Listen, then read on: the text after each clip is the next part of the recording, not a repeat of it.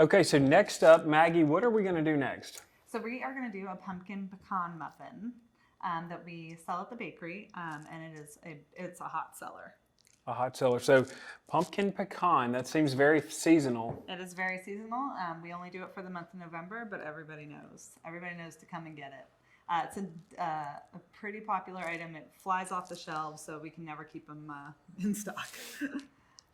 That's great. So let's get All right. So get we're rolling. gonna start with a little bit of butter. Just a big old schmig of butter here. We would normally do this in a bigger batch in a mixer. Because this is so small, I'm just going to do it by hand in this bowl. And basically we're just going to kind of cream the butter until it's nice and soft. It's pretty warm in here, so it's very soft already, which is great. And this is, again, something that can be made in a big batch and kept and dished out a little bit every day. So if you wanted to make a batch to last you 3 or 4 days, that's totally great. But I definitely recommend baking it every day, having fresh product every day rather than baking it all off. And so you guys talk about your pastry case, because we mentioned that, and maybe we'll have some video that we can show later. But how many feet of items do you have? We've got probably about 10 feet of pastry case, and that's just kind of breakfast pastries. And we have probably 30 items, I would say, between sweet and savory. We've got 4 different types of croissants, muffins, we've got, ham and cheese pretzels, we've got kouign-amann. I mean, basically, we run the gamut. We try to be as creative as we can, and we try to use as much local product, seasonal product as we can. Yeah, that's fantastic. I hope we finish here in time to go to the bakery. All right, so our butter is pretty creamed. We're going to add just a half a cup of sugar here. And we're going to continue to stir that. So in the, come the holiday season, we'll switch this muffin to, a gingerbread, and after that we'll go to a lemon. So it's nice to have just a little bit of a variety in our pastry case. It helps us stay interested in what we're making. And for the customers having something seasonally change, you can see even big brands like Starbucks do that with, hey, it's the limited time, you got to get it while it's happening. Absolutely, and everybody knows, here in New Orleans, we also have king cakes, which is a very big deal. And so people know that they're not going to be made in November, they're not going to be made in July, they're going to be made in January. So very similar. Okay, so we're going to crack 2 eggs into here, and we're also going to add some sour cream and some pumpkin puree. Wow, sour cream and pumpkin. So we get local pumpkins and we roast them in the oven and then we puree them. It really makes a difference when you're making your products to have just that little extra step of the local roasted pumpkins. It just adds so much flavor. And you don't have to do any of the preservatives and all of this stuff to make it can friendly. Exactly. So, I mean, it's just a beautiful product. The farms are really helpful for us, getting us as many pumpkins as we need. So this time of year is just great. All right, we're going to add a couple cups of flour here and a little bit of baking soda, baking powder, and salt. I am going to only add cinnamon, but like we have discussed before, you can add nutmeg, you can add cloves, you can add allspice, you can, really whatever is going to add to your flavor profile that you're looking for. You could probably do like a little bit of matcha in there if you wanted. I'm also going to add a little bit of vanilla, but you could add maybe some I always like pumpkin and coconut. You could add a little coconut extract.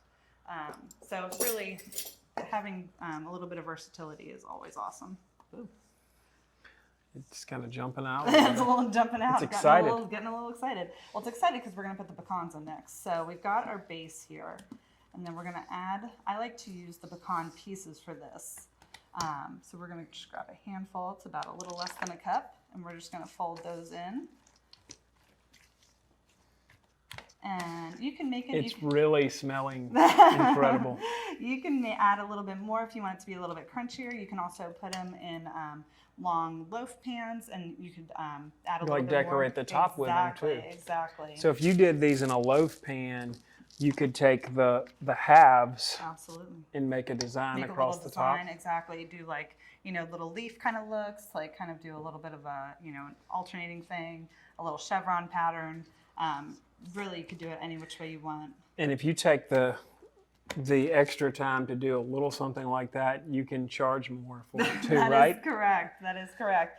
And also, I mean, I find that, you said it smells so good, but this is just such comfort. This just smells like the cinnamon and the pumpkin and the pecans. They just smell comforting. You want to cozy up. It smells like we should light a fire and get a book. Exactly. And the pecans with the pumpkin are really complementary. Just the nutty flavor with the, the root of the pumpkin is just really complement each other really well. Great, so we're back going. Doing this. Ready? Yep. Ready-ish. Ready, Jason? There we go. Okay, so So we've got our cups now. exactly. So we have these little paper cups that are awesome. They bake in the oven. They don't stain. They don't get color. They're perfect. So we'd use these at the bakery for all of our muffins and everything. But they also make them in loaf pans. They make them in larger molds if you wanted to do a big. Wow, so you can muffin. use a paper. Exactly. So they're really, really handy. I bet that helps on labor. It does help on labor, absolutely. And then when I go to bake these, I also like to put a little bit more pecan on top, just so that people know that it's in there. Because a lot of times they'll look at the muffin and just kind of think it's just like a boring old plain pumpkin muffin. But I like to just throw a couple pieces on top, just so people know what we're dealing with here.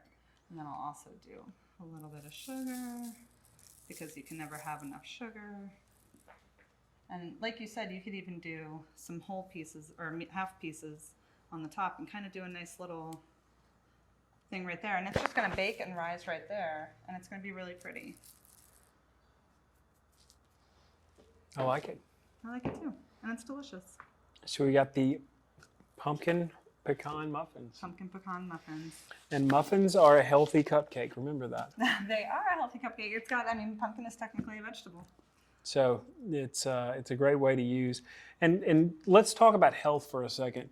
So pecans, of all the nuts, are the highest levels of antioxidants of any nut. And the scale, and we could probably, when we do the actual presentation, maybe Marianne will put this on the screen, but the scale goes like this, and the pecans are way up there. That's awesome. So there are tremendous health benefits to them. The oils in them are really, really good for you. As opposed to some oils. So. And I also find that they have a lot more flavor. So you're eating something that's good, but it's also got a ton of flavor. It's a lot more flavorful than some other nuts. So I think they're my go-to, frankly. Yeah. Fantastic. Well, let's get these in the oven and move on to our next dish. All right.